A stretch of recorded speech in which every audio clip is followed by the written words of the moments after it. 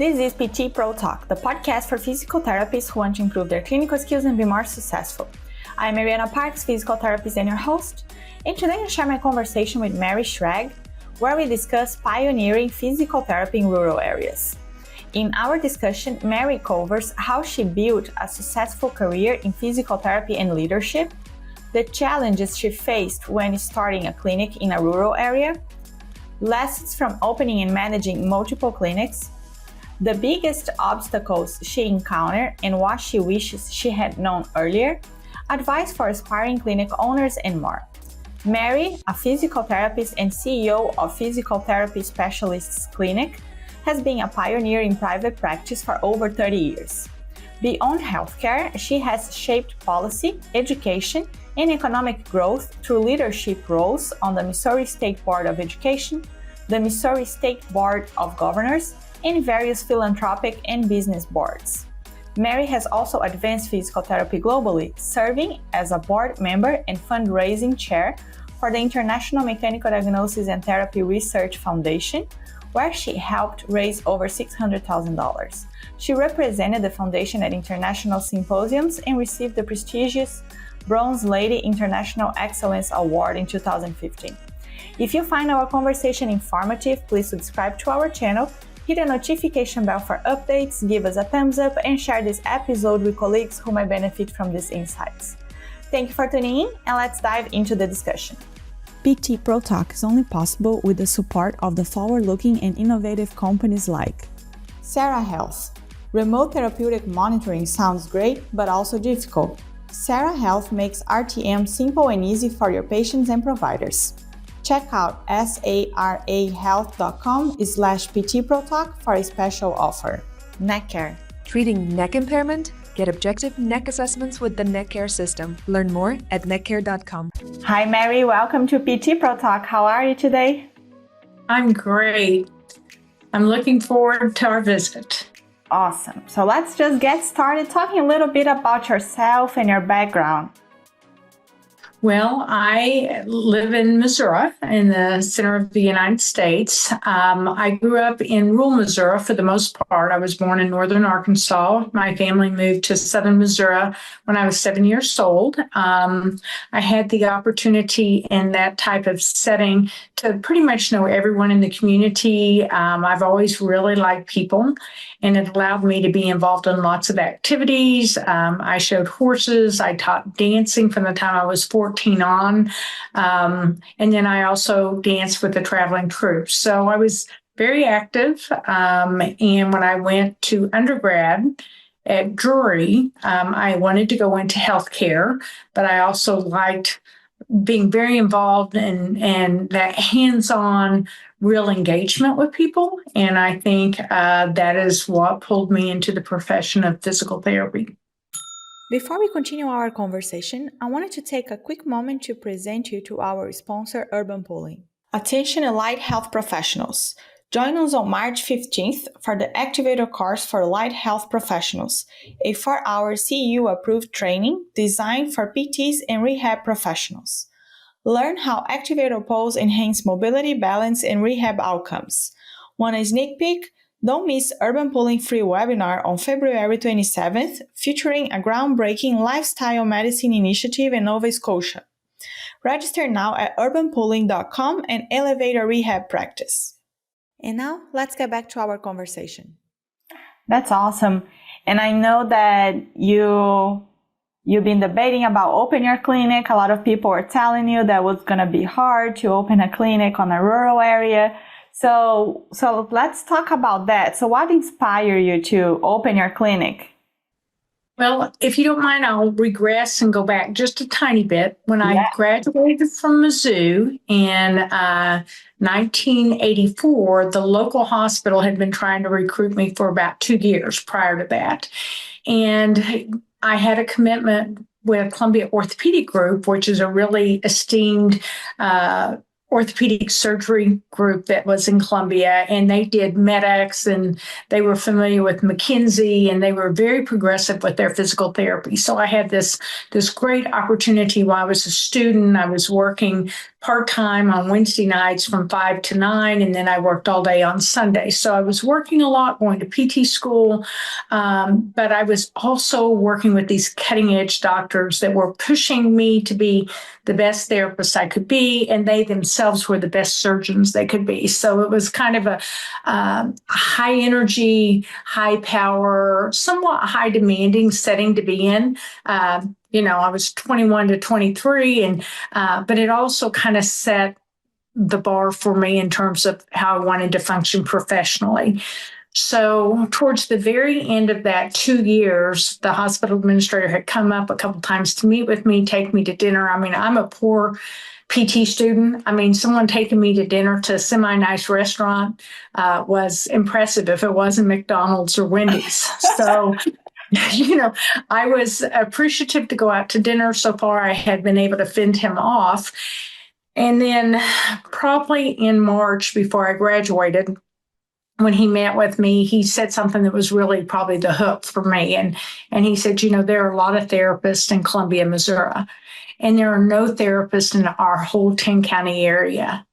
And do you not feel like you should come back at least for a year and help people that you grew up with and that you lived with, which ties back to, again, that very small community, that sense of knowing everybody, each other's grandparents and grandchildren and aunts and uncles, right? So you have this real emotional connection to the region already.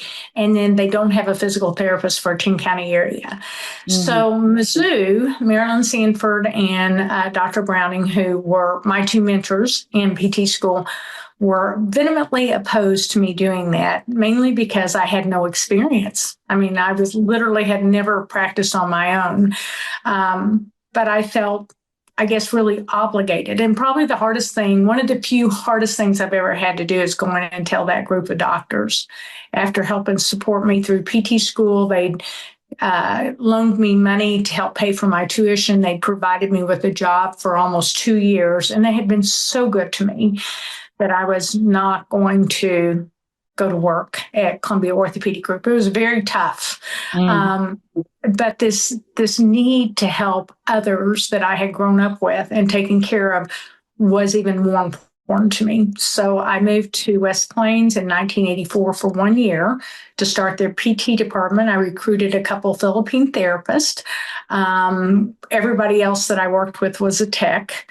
We started out with an inpatient department. Within 2 or 3 months, created an outpatient department. So I was seeing patients from area industries and athletes and stuff. And then probably about 9 months in, they wanted to start rehab in the home health setting. So, of course, I was the Philippine therapists really were, I would say I recruited them within probably that first 6 to 7 months. So they were kind of brand new to the States. And I had a little trouble understanding them within the hospital setting and outpatient setting. And I just truly didn't feel comfortable that they were ready to go into rural Missouri, which we have our own little accent and English down there, that we use. It's very regional. And so it is truly, when they talk about the Ozarks and the Ozark Mountains, that's where this area is, where I live.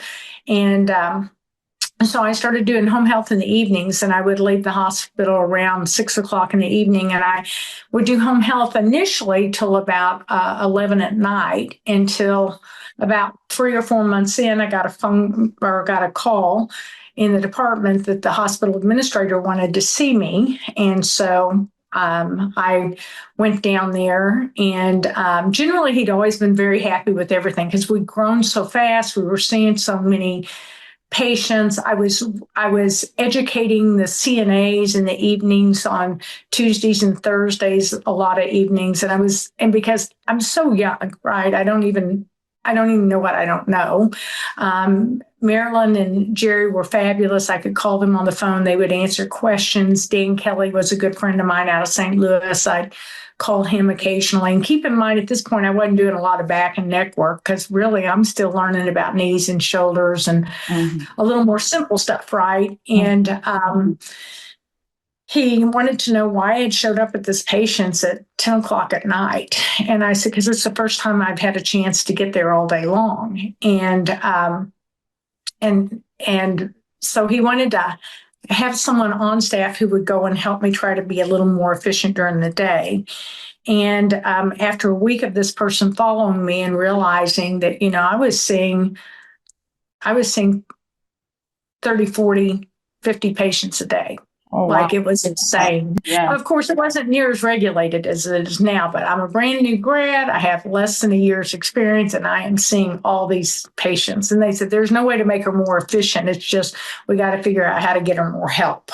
And so after that, I just felt like I had nothing but support from the hospital. And so it allowed me to continue to grow and to get better. And we were able to then bring outside people in who could help me train the staff, actually therapists who had like 10, 15, 20 years experience instead of a year, so that was helpful. And then during that time, I was allowed to sign on 7 nursing homes that we subcontracted. And I was able to also do some things with the hospital that were a little bit unique because historically with hospitals, they only pay so much for each job description, and you have this small variance. And I was able to work out with the hospital on the nursing home subcontracting that if I did the care, I got half of the revenue and the hospital got the other half. And if another therapist did the care, they got a third, I got a third, and the hospital got a third. And the hospital administrator said to me, why would I do that? And I said, because 50% of something is better than 100% of nothing. And I'm not going to keep working like this unless I'm getting compensated. So that was one of the things that I did learn during that 5 years I was at the hospital. I learned how to add contracts, how to hire staff, how to juggle a lot of different things at once, multitask, but I also learned how to economically be able to create opportunities for myself, but also the therapist, because the other therapists that were filling those subcontracts. And I mean, I guess you could argue that the hospital's paying their salary and, when they're out doing nursing home work, because most of them weren't doing it in the evening like I was. But I say that, and all of us were working from 7 a.m. to 7 p.m, 6 days a week, most of the time. And so after doing that, though, for 5 years, at this point, I had a daughter. And that's when I was like, something's got to change. And I think when I decided to leave the hospital, I hadn't really intended on starting an outpatient clinic. I think at that point, I was just trying to figure out how to reduce my weeks from, working 60, 70, 80 hours a week, because it was really hard on my marriage. And then also it just was not conducive for long term. And so I gave the hospital 6 months notice. I would tell any young therapist that that's a little too much. I do think in this day and age, because it's so hard to find therapists, that a month or 6 weeks is really not enough if you know you're going to be leaving and you've made an offer. I think somewhere between 2 and 3 months is what allows an organization to get their feeding and get things organized. And I don't know anyone who has excessive therapists. There might be a few places, but in general, most of us need another therapist or two, and we certainly don't have extra therapists just to plug in real easily. But 6 months is a little too long, because I think at the end, I hired my replacement, I got her trained in, I switched over everyone at the different nursing homes and organizations, state handicap school, all those to the new director. They'd all met, meet and greets, and she'd started doing some work with them already. And then I think that people were ready for me to be gone, and I was ready to be gone. Yeah. So I think probably 3 to 4 months might be the outer edge of what's beneficial for everybody there. And so in 1990, I subleased some space from a nursing home. And the arrangement was that I could see outpatients and they would do all the billing for me, and I would do their inpatients for free. And initially, it was much more beneficial for the nursing home the first few months. But I had a lot of outpatients that did start coming to me when they realized I was there. And then after about probably about 6 to 9 months, I would say after about 6 months, the nursing home administrator came to me and said, your outpatient load is growing too quickly. And too much. And I really think you just need to put your shingle out and rent a building. And I didn't really want to go back to those excessive hours because at the nursing home, I was able to really control my hours. I was working like 35 or 40 hours a week. And I just had a lot more work-life balance. And so I really prayed a lot about it.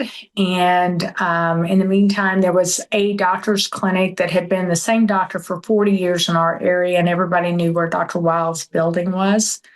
And again, I mean, even 30 miles out, everybody knew where Dr. Wiles' doctor's clinic was. I mean, he was one of the few doctors that were private practice and everything. And I called the family because he was deceased and said, if that building ever comes open, I'd like to rent it. And at the time, they were renting it to an orthodontist. And they said, sure, but, Dr. Dake's here. Everything seems to be going well. And I didn't really look anywhere else because I really was ambivalent at this point about whether I wanted to open it and go back into those long hours and all that work. But I've always thought God led me to be a physical therapist, and I felt like he led me to that area, at least initially. I really felt strongly that he continued to pursue me to go down to West Plains. I know it was the hospital administrator, but I really felt like he was touching my heart and pulling me to do that. So within about a week and a half after that phone call was placed, I got a call from the person managing the building, and they said, Dr. Dake just called and gave us notice. Did you know that he was leaving? And I said, no, I did not. I said, I just felt like it was put on my heart to call. And I think I'm going to open an outpatient PT clinic, and, I'd like it. And they said, well, he's moving out in 3 months, so you can have it. So then that's why I stayed at the nursing home during that time. I was more mindful about not adding a lot of outpatients and making sure that I did work with their inpatients and really work with their staff because I knew I was going to be leaving, and then they'd have mainly CNAs doing a lot of the work.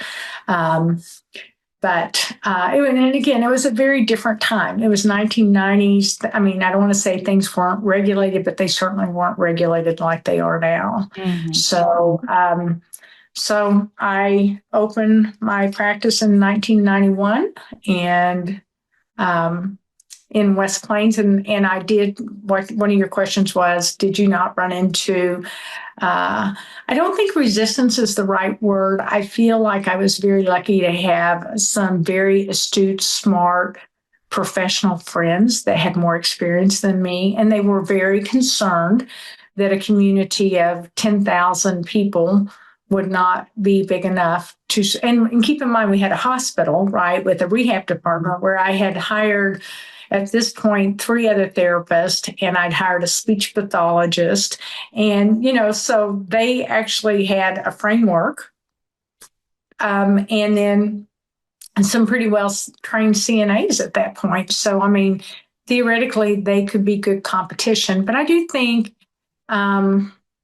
when you're vested, when you own a practice, when you start a practice, like even in a hospital or nursing home or whatever, you're so vested that it's really hard to compete with that energy. And like I said, again, that energy and that high standard, I mean, it really came from Columbia Orthopedic Group. I mean, that group of docs, Ted Dreisinger was there. He was an exercise phys doing all kinds of research. I mean, it was a kind of heady time.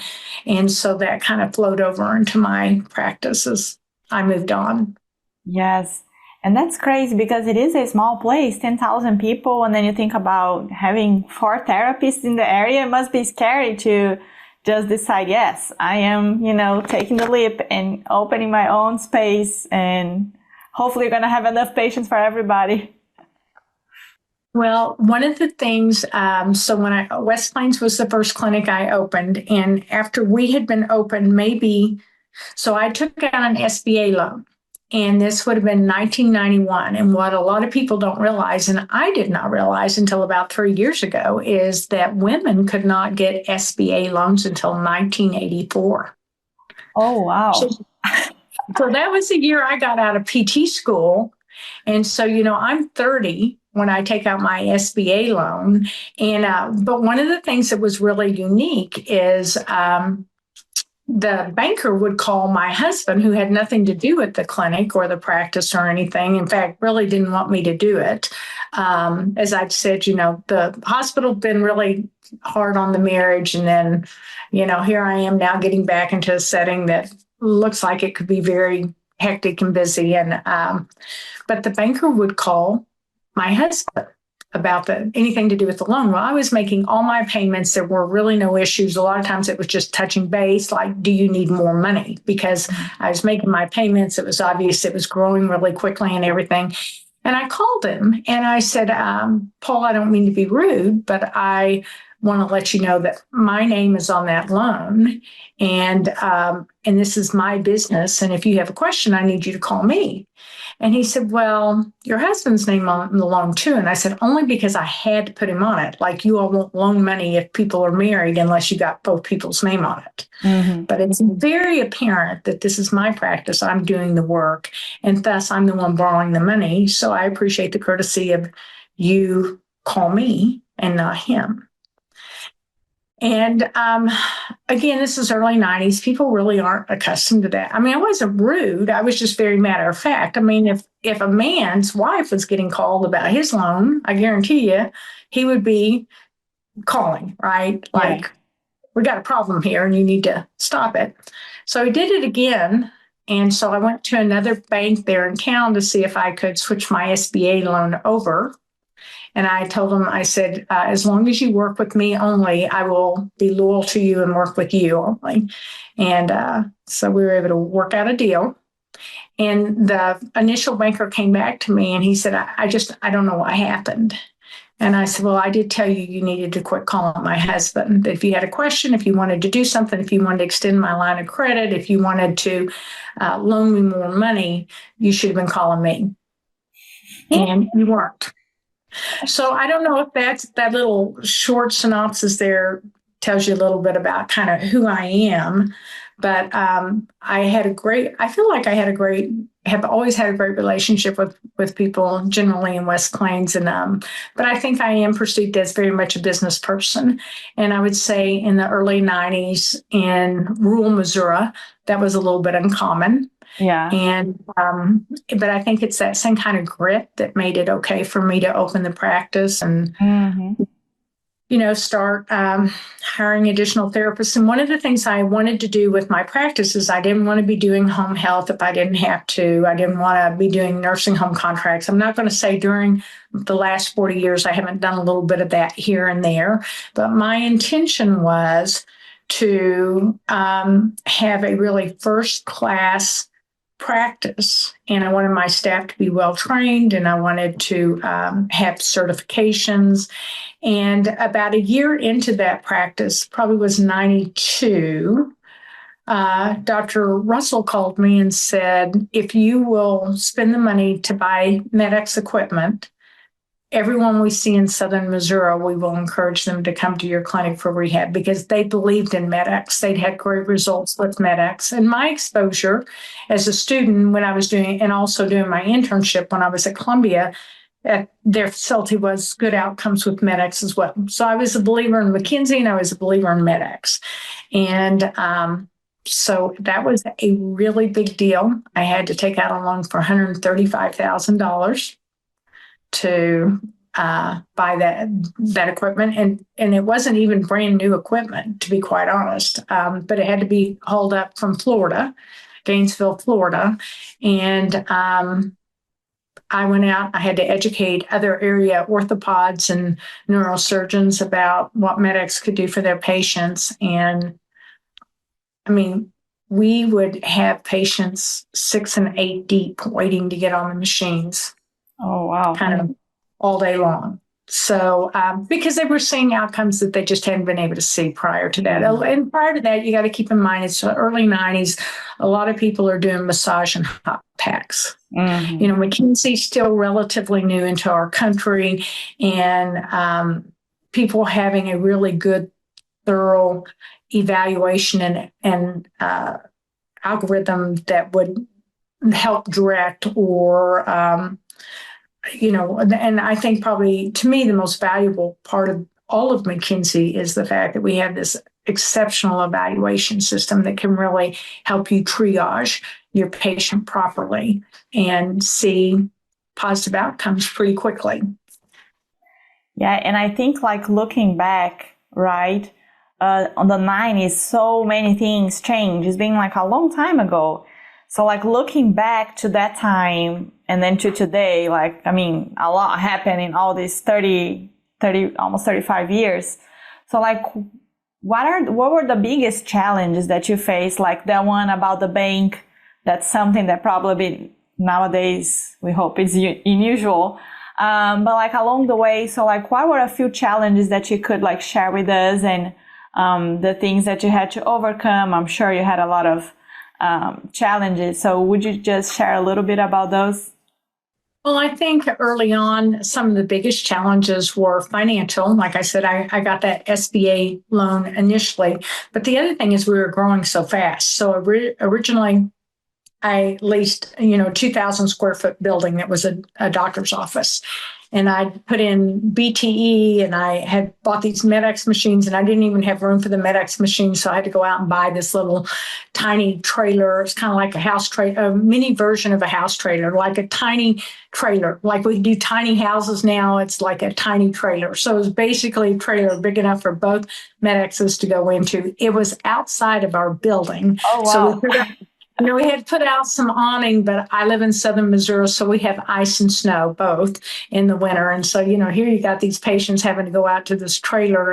And we, like I said, we had awnings and we had umbrellas, but it was a far stretch from being, fabulous. Yeah. And so there was some property just down from the hospital and kind of basically across the street from where the doctor's clinic was. And I was able to go to the bank and to borrow that money. And at this point, my marriage is pretty much fallen apart. So I was married initially for 7 years. So this is, about 6-7 years into the marriage. And so I was able to borrow the money again from that bank that I switched over to from the SBA and took on that loan because I was making the money to cash flow that, but then I needed to build a building. And I had a patient, and I had a lot of support in the community. I mean, I worked really hard. My staff was very likable, and I was working hard to train them up as best as I could. Initially, I didn't have other licensed therapists, so I was like overseeing all the care. And again, in the early 90s, you could do that. We were taking some of our patients to the local gym, so we would have treadmills and ellipticals and stuff. And so we would just document for Medicare that it was either in clinic or it was out of clinic, and they were willing to pay for it because they understood we didn't have enough space. And again, even though we now have 4 therapists in town, West Plains is the hub at 10,000 people at that point,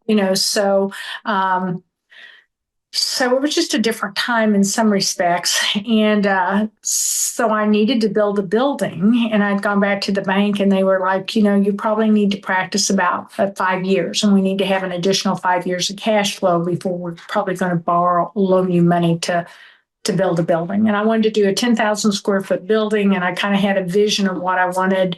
And I'm young. I mean, at this point, I'm not even 35. I'm 32, 33. I'm letting the patients help me draft out what we want the clinic to look like. That's the good things of small communities, right? People are just Closer. And this plumber that I'd had in and out because he was having reoccurring back problems, who'd done heavy lifting. And down in our area, a lot of people, they start lifting hay at 10 and 12, and their bodies really aren't big enough to be lifting hay bales. Of course, now everything's round bale, but back then it was all square bale, so they're lifting 60-pound bales of hay when they probably weigh 120 pounds themselves, So a lot of that wear and tear. But I remember the way I wanted to set it up. I wanted to set it up, and you had the staff room and the entry and the waiting room and some of the offices kind of front. And you go down this hall, and I was going to have this big gym. And then past the gym, I was going to do all my treatment area. And he said, well, what about all the patients that come in on walkers or crutches and they can barely get going, get there. Mm-hmm. And then you're making them walk the full distance of the 10,000 square foot building. And he said, if you'll flip these, then the people going to the gym, they can walk well enough that won't be a hardship on them. But the people that are really struggling to get around, I mean, he's not a physical therapist. He's a plumber with a high school education. But to this day, I will never forget that because it was like one of those aha moments. And so I will say that, I've always had fun. And I've always continually learned. I think I'm relatively intelligent, but I've had many opportunities along the way to kind of go, it's great to be able to surround yourself with other people who care, who are also smart. And so I feel like that's been one of the many blessings I've received from being down in this very rural part of the state. Yeah.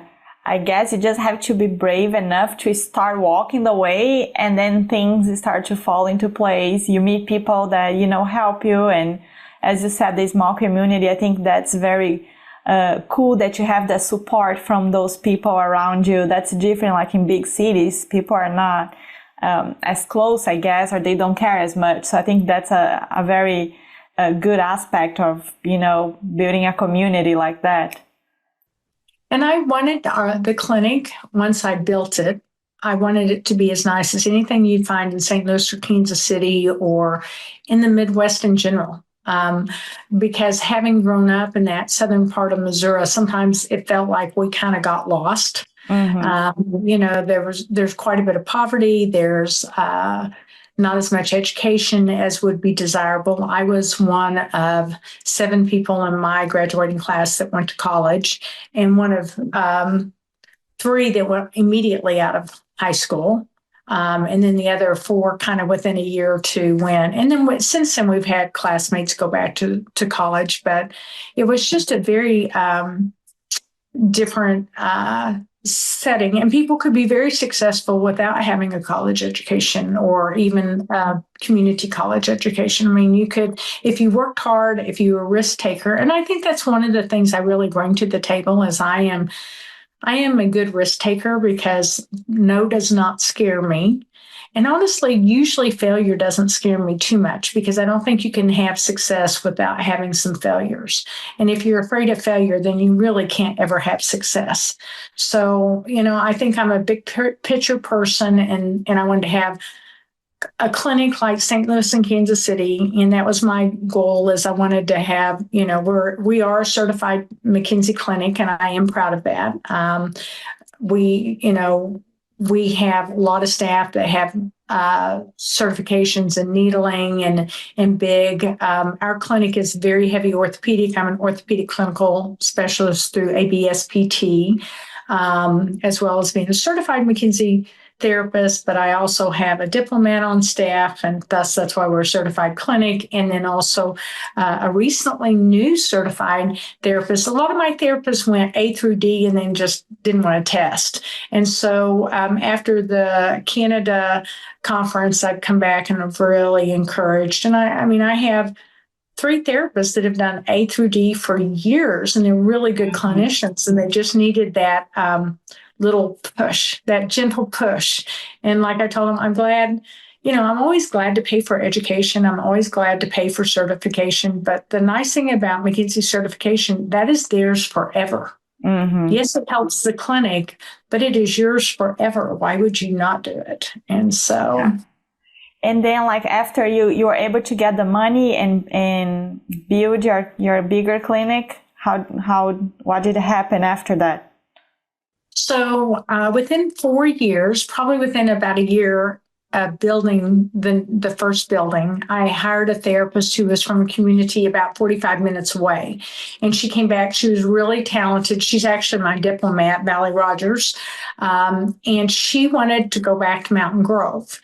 And I didn't want to lose her. And she didn't really want to open a practice, but she really wanted to live in Mountain Grove and wanted to kind of go home and be that hometown success. You know, she had played college ball. She'd been team captain 3 out of 4 years in college, which is pretty rare, as we all know.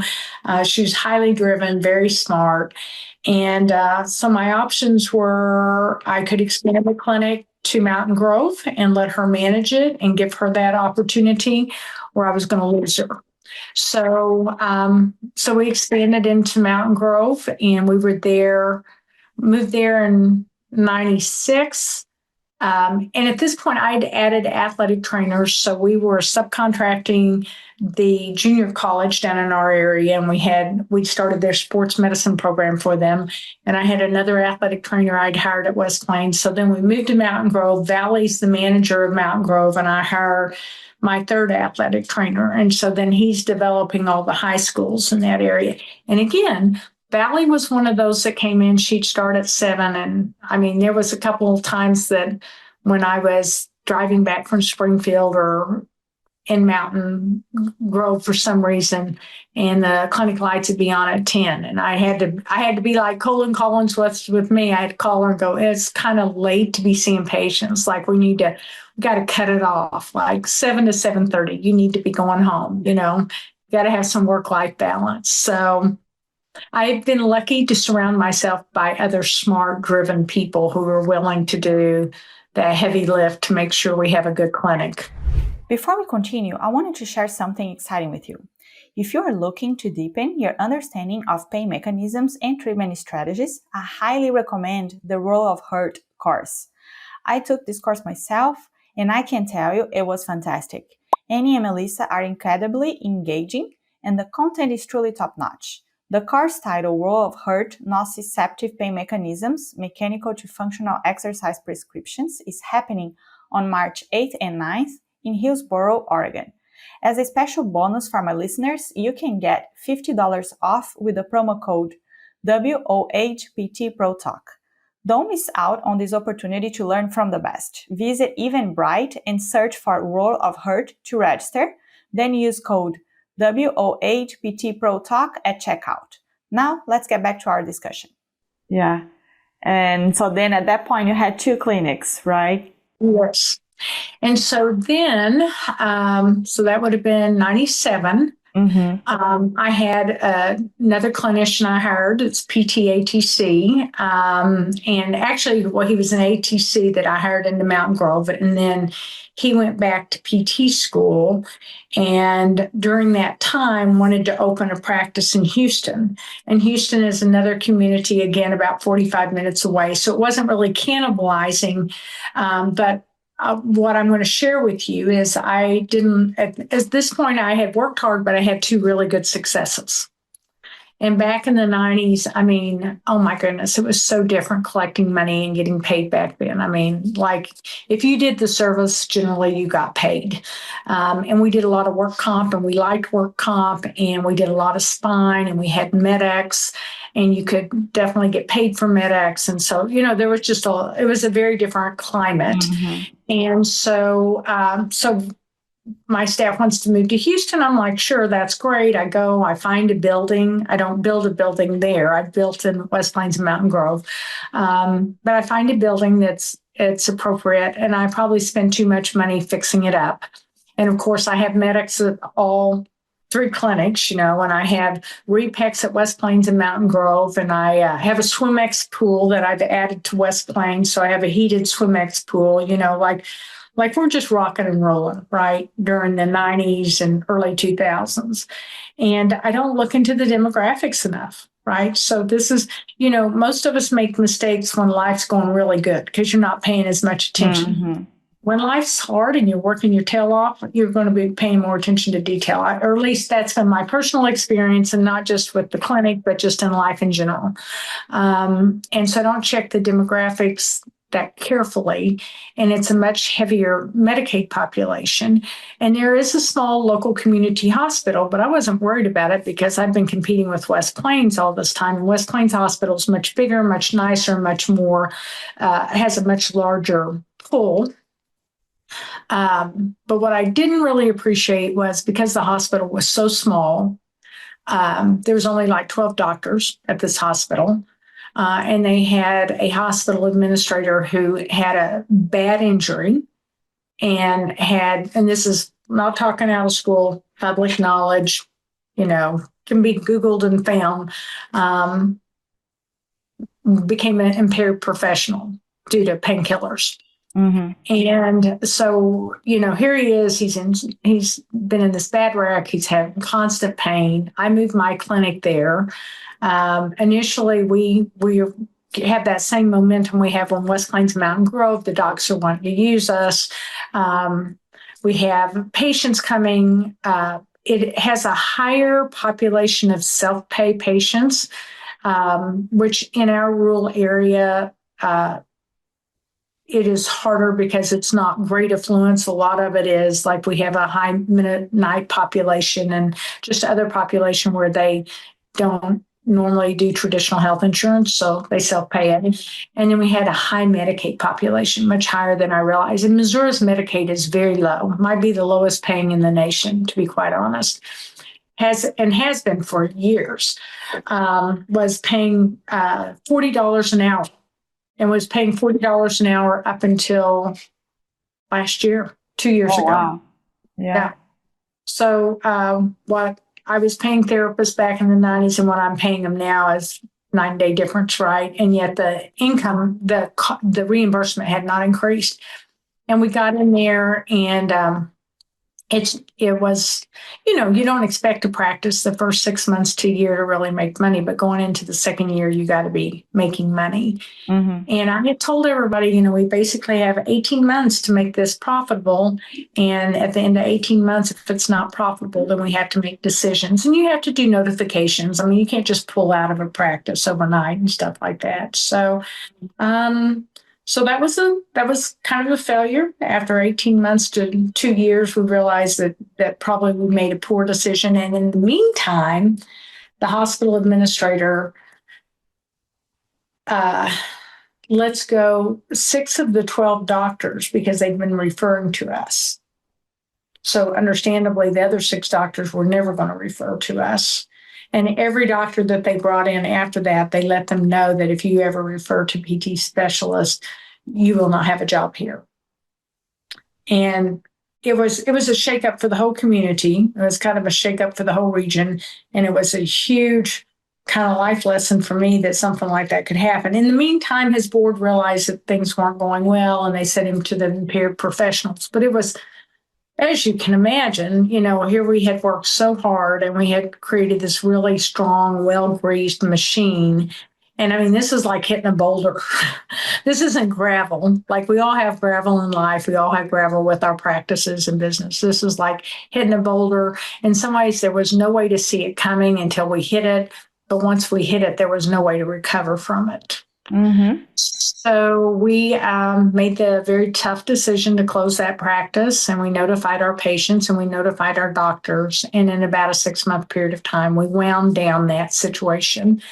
And then after that, we kind of just focused on having our 2 well-run practices that were profitable and just trying to make sure we continue to expand the quality of services and care.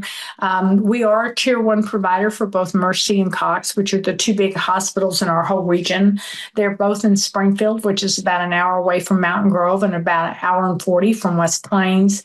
And so any patients seen in our area that go up there, they are really good to refer back to us.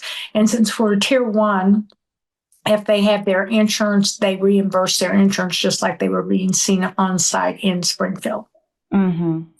And I just want to see if I haven't missed, why the doctors couldn't refer to you? why the hospital wouldn't allow them to refer? Well, so back in the 90s, even though technically it was illegal in the state of Missouri, a lot of that went on. And so, in fact, Missouri back in I'm trying to think, I was on the ad hoc committee, I'd say it was early 90s, could have been late 80s. We actually passed what's called a POPS bill, and that's where only physical therapists can own physical therapy systems, services. And so, I believe it's like physicians cannot own more than 5%. I know there's a little caveat there, but and now in the state of Missouri we have direct access, but we also still have POPs intact. And so, most states do not have a POPs bill, but they do have direct access. Missouri did not get a direct access until 2 years ago. I actually had the bill up. Let me check real quick what year that was. That was in 2023 that the governor signed that bill. So we had a lot of people in Missouri work really hard to get direct access for the state of Missouri, but I'm probably personally a little more proud of the POPs bill because I think that was a bigger trick. And the fact that we've been able to keep it intact for about 30 to 40 years is kind of a big deal. Okay. And then, so at that point, did they own like physical therapy clinics or not at the hospital? The hospital just had the outpatient clinic. But again, this is a community of about 2,500. And they pull from a surrounding area, but the surrounding area they pull from is much poorer. And I didn't fully understand that. And actually, Texas County is the largest county in the state of Missouri. And it is also one of the poorest. I mean, our whole region's poor. So like, for example, in the state of Missouri, when you look at the 10 poorest counties, 6 of them will always be down in my area. So, a lot of those patients either don't have insurance or they only have partial insurance, or a lot of them are Medicaid. And of course, Medicaid in the state of Missouri will not pay for anyone over the age of 21 or younger than 65. Okay. And then if you look back, would you do anything different? Like, what could help you to check to make sure that wouldn't happen? Was that something that you could do, or it would be hard to know that anyways? Well, the whole thing with the hospital administrator was just a one-off. Like nobody could have anticipated that or seen it. I've never worked with another impaired professional hospital administrator. And we know there's impaired professional programs out there. I was on the PT commission for the Board of Healing Arts for 12 years, 6 of them as chair. PTs, we don't have a lot of problems with impaired professional. I mean, literally, I can think of 2 examples in the whole 12 years I was there. And it wasn't super serious stuff. It was like writing scripts for coding with your husband's script pad, who is a physician, type stuff. I mean, like, that's not cool, and everybody can get in trouble over that.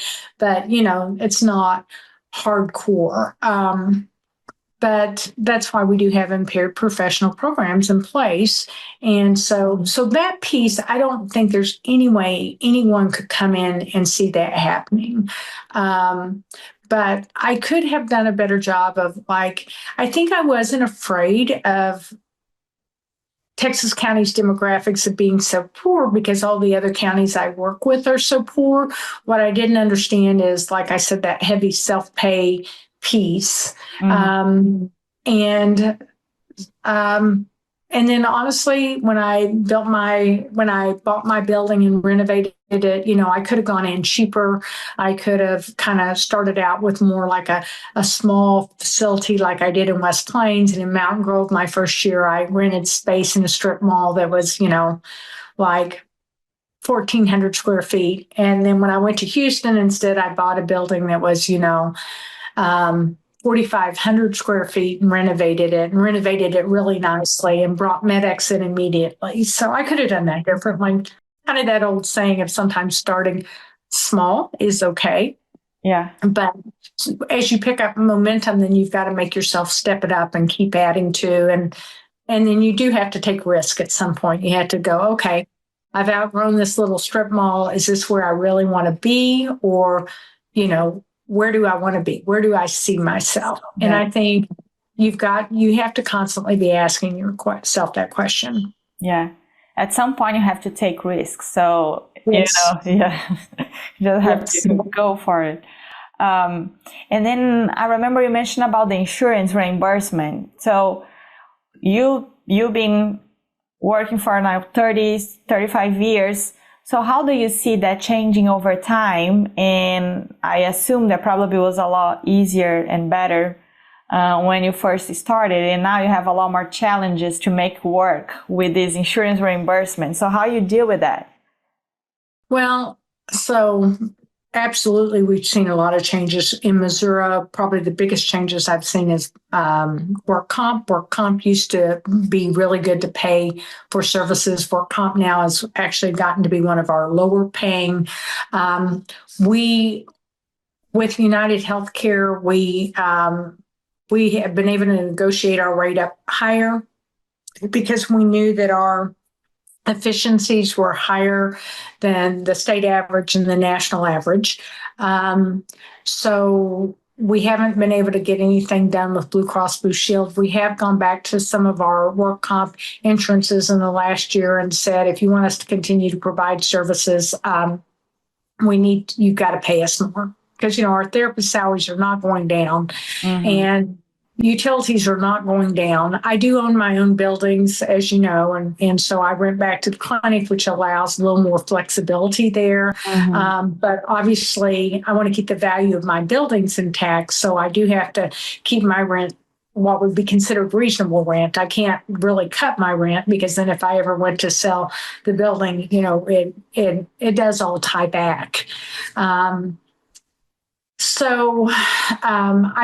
I don't know that there's a really good answer. We try really hard to be efficient. And we, probably 80% of the money that I generate, 75 to 80% goes back to staff, which is much higher than when I got out of school. It was supposed to be 63 to 66% of your budget.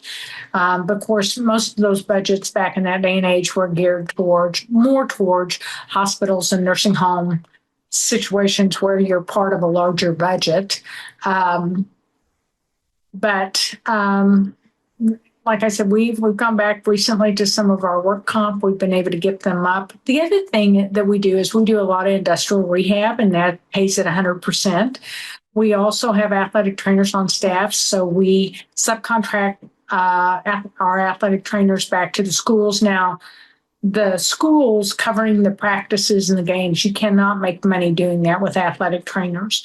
You have to have well-trained athletic trainers who then, if they have an injured athlete, will work with the parents and will work with the team doctor and work with the student to hopefully get them to come back into your clinic. Now, if they choose to go somewhere else, we have to allow them to do that. And we are very careful to make sure we don't block referrals.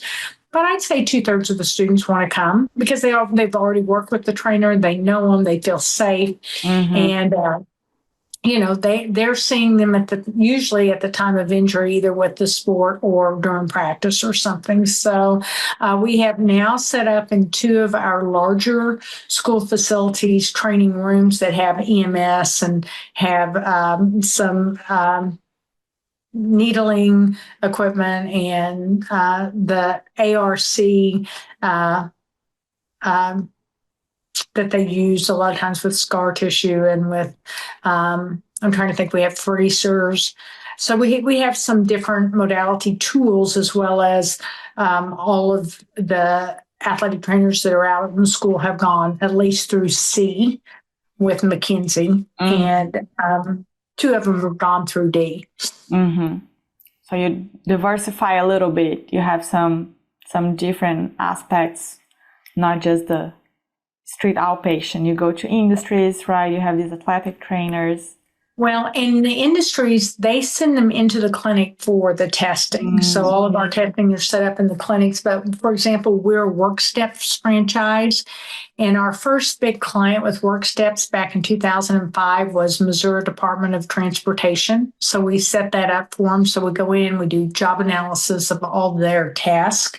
that they do. We put the test together for them because MoDOT is statewide, and we only had 2 facilities at the time.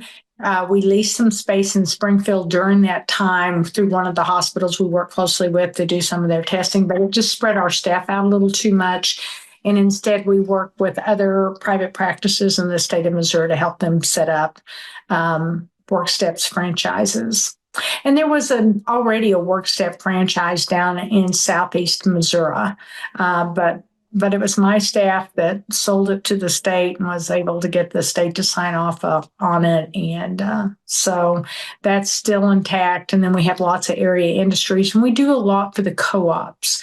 And in Missouri, co-ops are where a lot of the electricity comes from. You do have some city utilities, but a lot of, in general, throughout our region, it's run by co-ops. And co-ops are well run. Our experience has been they've been well run. They're financially really stable. And so with our co-ops, we do all their industrial testing, all their return to work testing. If they have an accident or injury, we do their alcohol and drug tests that they have to run for OSHA immediately after. And we implemented some wellness programs with biometrics back in 2012. And so we come in twice a year and we do blood work and we do take all the measurements. We do use a software package from another system. And so we put all that data in and then prints out a report.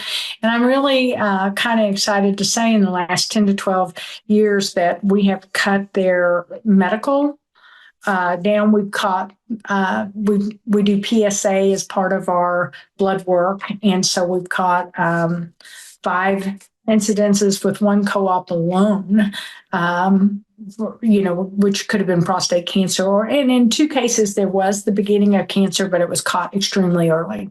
Mm-hmm. A lot of people in our area don't go to the physicians regularly, like you might in more urban settings. Mm-hmm. So, I mean, it's not uncommon when we go in and do health risk assessments and they'll say, when was the last time you went to the doctor? And they'll go 7 years ago, or 10 years ago. Yeah. Well, I've never been to the doctor except when I was born in the hospital, type. And it's like, well, that's not what I'm talking about here.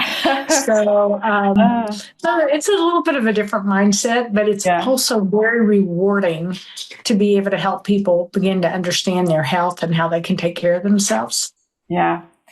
And then if you're looking back, what do you think that therapists usually are not prepared for when they decide to open a clinic? So what would be like something that you would be different or that you wish you knew when you first started your journey?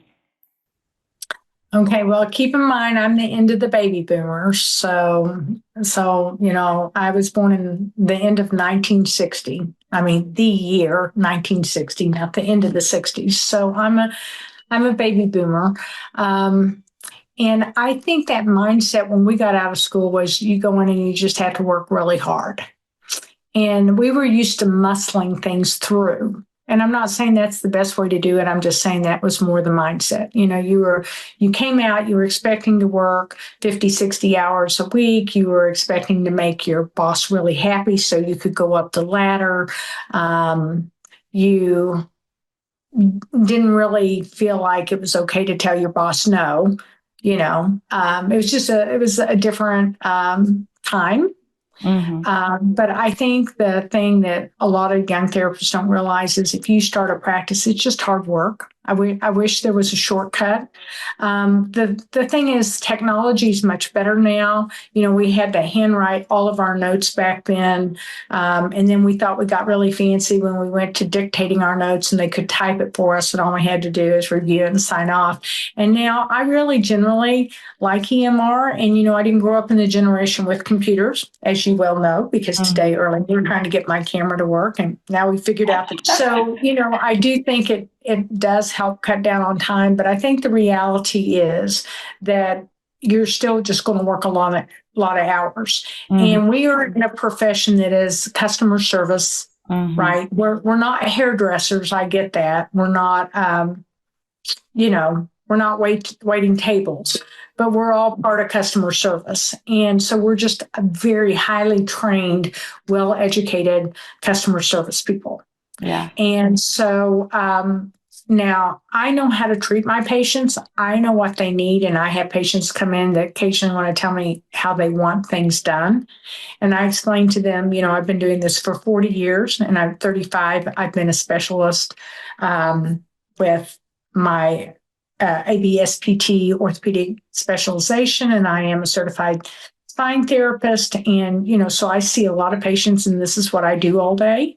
But if there are certain things, like if I have patients say, I can't do this or I can't do that, and I think it's valid and it's credible and I can work around it, I let them know that we'll do our best to work around that. But I need them to do this for me, and I'm going to show them that I can get them better. And once I get them better, then I need to be able to possibly go back and do some of these things they're afraid that they can't do. Mm-hmm.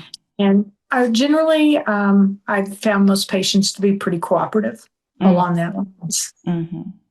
Mm-hmm. So I guess don't give up on your patients. I mean, I know some days it's really hard and it feels like every patient you're dealing with is very complicated and hard to deal with. And our society has gotten more demanding. It is harder. I mean, these young therapists coming out, dealing with people that have kind of somewhat unrealistic expectations, that's real. You're not imagining it. And sometimes we have to just be really honest with patients. We are not magicians. This is not going to be an overnight fix it. It took you 6 months to get here. It may take you 2 or 3 months to get back to where you want to be, where you were before. And I think I see sometimes hesitancy. People hate to have those hard conversations. But I think if you're going to open a practice, you're going to have a lot of hard conversations with patients, with staff, and maybe occasionally with doctors. That's a little more complicated. But even with physicians, sometimes, I've for years been pushed to open my practice on Saturday mornings, and I've just said no, because you have creep. And if we open our practice on Saturday mornings and we're supposed to close at noon, you'll have patients show up late, or you'll have patients, well, can't you just wait and see me at 1, blah, blah, blah. So I never open that door. Mm-hmm. Mm-hmm. Our hours are Monday through Friday, and those have adjusted some. Up until when we first started the practice, our hours were Monday through Friday, 7 to 7. We worked through lunch hours, but we would juggle. People got a chance to have a bite to eat, but I mean, like, we didn't close at noon like some places. I mean, we saw patients through. And then we would see patients till 7, 7:30, sometimes 8 at night, because that's what happens is you have creep when you do that. About a year and a half ago, just because our society's changed and our employees' expectations have changed, is on Fridays, we do our best to finish up and have our clinicians get out the door between 2 and 2:30. So they have a little bit of time on Friday to do whatever they do. I did have one young man that after we started this, which was really surprising to me, took a position somewhere else. And that's kind of, I have a lot of long-term staff, so I don't want to say people don't leave. They do leave, but I don't have a lot of that happening. And I asked him, he said, well, we just work so hard. And I said, we've just recently gone to, closing the clinic where you're out of here between 2 and 2:30. And he goes, yeah, and then I have to go home and do housework for 5 hours. And I'm like, well, that's not a clinic problem. That's a with your wife problem. You need to work that out with your wife. That's not my problem. Yeah. And so, I think everybody's got to be a little realistic too about what can be done and not done. Yeah. And if people are thinking about opening their clinics, what would you say to them? Any advice? If someone wants to open a practice, I think right now is as good a time as any. I do know that the reduction of reimbursement in the climate is really daunting. But with that being said, I think there'll have to be some kind of adjustment, or we're not going to have access to health care, especially in rural areas. So I think that we have to continue to educate our legislators and educate our doctors. Our doctors understand it; they know it themselves. And I will be honest, with Medicaid, it got where it paid so poorly that we managed our Medicaid load in our clinic. And so the athletes and the individuals that came out of schools and groups we worked with, but the rest of them, we would have to say, we are unable to see you, but there are other facilities that can. And that's one thing about being a private practice. And I know that's not 100% desirable, but also I needed to stay solvent so I could take care of the rest of my staff and we could keep the doors open. And the reality is, on the average, probably most of us get 100 to 110 on the average of collectible dollars with, overall. And that's why I like work steps and doing the industry work, because that's 100% pay and it's 30 days. So for us, it has made a big difference. We had maybe 5 years ago that we had over $500,000 that came in through work steps. So it makes a big difference in our budget. Yeah. Yes, absolutely. And I remember we briefly talked before about marketing budget, right? That you said that's something that usually people don't think about. Would you like to just briefly tell us about that? So I think marketing is extremely important. You've got to tell your story. You've got to have a why. Why are you doing this? As you know, my why was I felt like I was led to go back to the area to take care of the patients and the people I grew up with. And that for me, this was my calling. Okay, so that might sound very parochial or very,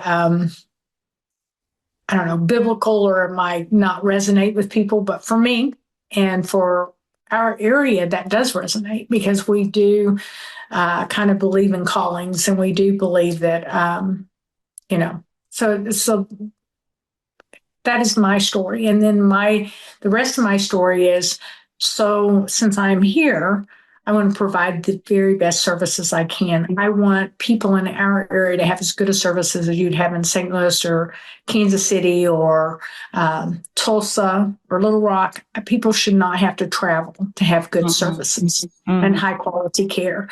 Yeah. So you have to get out. You have to tell your story. I would say that, 5% of your budget being spent on marketing is not, when you first start a practice, it's like every dime you feel like has to go back to pay bills, but you can't grow if you don't market. So you've got to cut money out so you can do marketing. And I think face-to-face marketing is the best. And going in and talking with physicians. And I will tell you, I'm in the process now of setting up an ESOP, and an ESOP is an employee-owned business. And so I am setting up an ESOP for all of my staff, and the clinic will be able to pay me out, and the staff will they'll be able to they'll get the clinic over time. So they'll have dividends that are paid back for their shares of ownership based on the salaries that they make, and which is also somewhat tied back to their role and their years of longevity there. And we did 5 years, and I did credit for the 5 years. So I'm going to start out with almost 40% of the staff will be eligible for the very first year of having ownership and shares divided back at the end of this year. And so I'm very excited about that. My staff's very excited about it. They've worked hard to help me grow what we have. And So I'm out talking to the physicians, going back to the marketing piece. Because one, I want to control the narrative, right? I don't want there to be rumors out there that I'm selling out to the hospital, because I'm not, or that I'm selling out to a third party. And it was really interesting. One of the doctors, the very first doctor I talked to a week and a half ago, he said, "Are you going to change the name?" And I said, "As far as I know, nothing's going to be changed. Staff's going to be in place, same leadership's going to still stay in place, name's going to stay the same quality of services." And he's like, I think this is fantastic. I am so excited. He said, "We all wish that we had this type of opportunity." I think people like to hear good news. I think people want to be part of something that's bigger than themselves.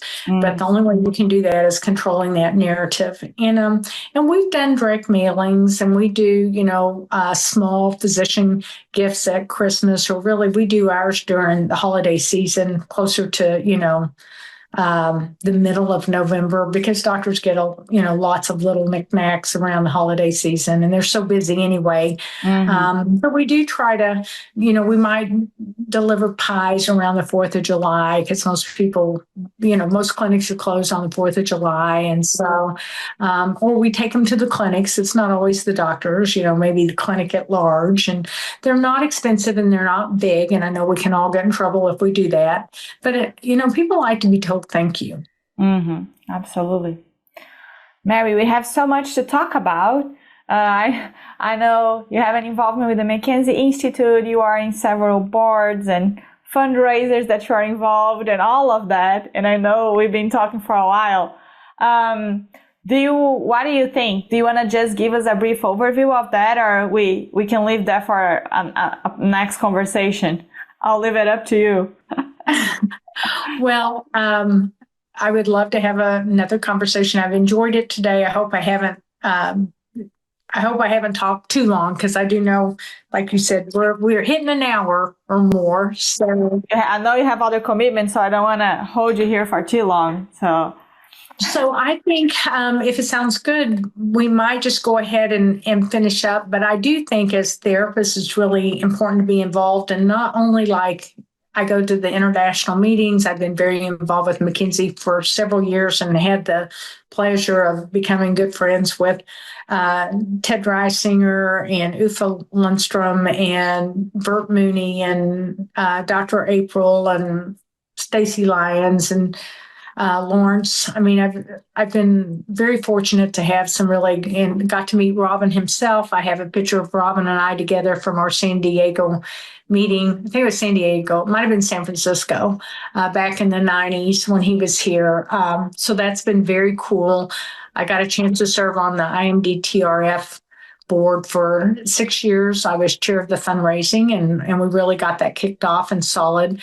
But also, I'm really involved in a lot of things outside of the profession. I think that's really important for us as therapists to do. And so maybe if we do get to talk again in the future, we can talk a little more about that. And that's a form of marketing. Yes. There you go. Everything ties back together. Yes, it does. It does. Well, thank you so much. I appreciate your time, Mary. And then if people want to learn more about you or your clinics, is there any way that they can contact you, find your information? Sure. We have a website, ptsconline.com. And and then I do think if you Google, I don't know how much there's specific about McKenzie. There is definitely information about the clinic in general, but the website's probably the best if you're just interested in the clinical side of it. Yeah. And I do want to say real quick before we hop off that I'm very appreciative because the McKenzie Institute back in 2015 awarded me with the Bronze Lady. And I think that is probably one of the most fabulous professional recognitions I've ever had. So I'm very appreciative for that. That's awesome. Congratulations. Okay, so I'll add your website, your clinic website to the show notes. So if people want to go, they can go check that there. And I think that's all, right? Anything else I'm forgetting? I don't think so. Thank you so much. Sounds good. Thank you so much, Mary, for coming here and sharing your story and your journey. It's very inspiring being an entrepreneur like you are and being successful. So I appreciate all your insights and tips and everything that you share with us today. You take care. Have a good day. That's all for today's episode of PT Pro Talk. We hope you enjoyed this discussion. Be sure to follow us wherever you listen to podcasts so you'll be notified when we release future episodes. You can also join our email list at ptprotalk.com to receive updates and access new episodes. If you have ever gotten value from the show, please take a moment to leave us a 5-star review. It always makes my day and it really helps us out. If you have any guests or topics you'd like to see on the show, let us know by answering a quick survey. You can find the link in the show notes along with more information about our guests, resources, website, and social media. Thanks again for listening, and until next time.